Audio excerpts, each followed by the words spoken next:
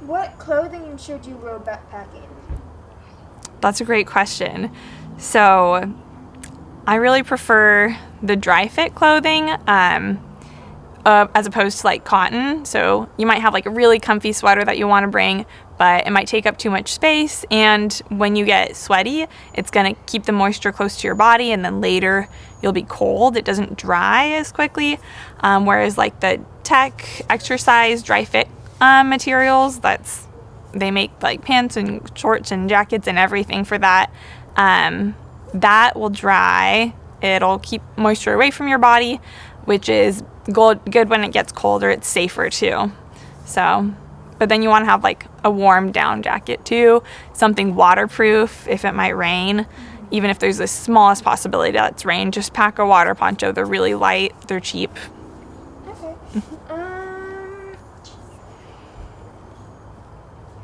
Oh, do you want to talk about footwear? Or Yes. okay, That too. let's talk about footwear too. So what do you wear on your feet? Really good shoes. Shoes are important. Besides your backpack, shoes are probably your most important piece of gear. So you'll want something that has good support, that you're comfortable in. You don't want to go on a big backpacking trip with a brand new pair of hiking boots.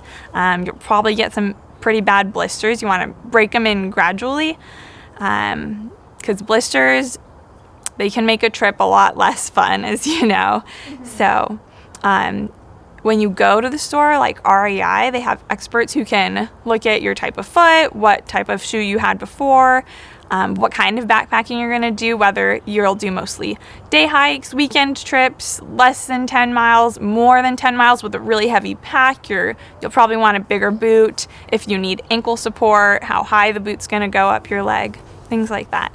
Okay.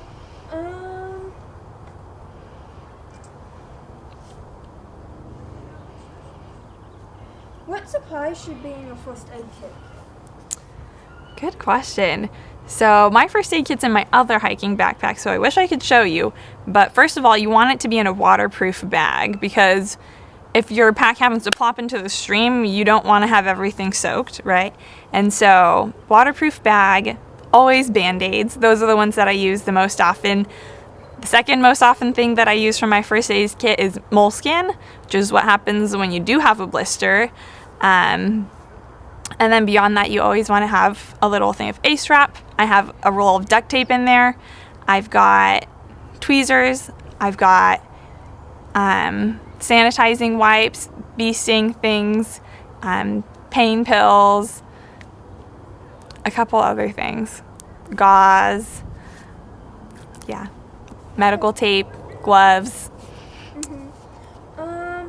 How heavy would you say should your pack be? You'd like your pack to be ideally less than 25% of your body weight. So if I'm 150 pounds, a quarter of that would be about, 37 pounds. And so lighter than that. And you really want to walk around with your pack a little bit before you go backpacking, because the worst thing to do would be pack a really heavy pack and have a lot of nice things, but then go on a trip and get really bad blisters and need to take a lot of breaks and end up not having a really good time because your pack is so heavy it's hurting your shoulders. Lighter is always better if possible, and there's a lot of lightweight equipment options that can help with that.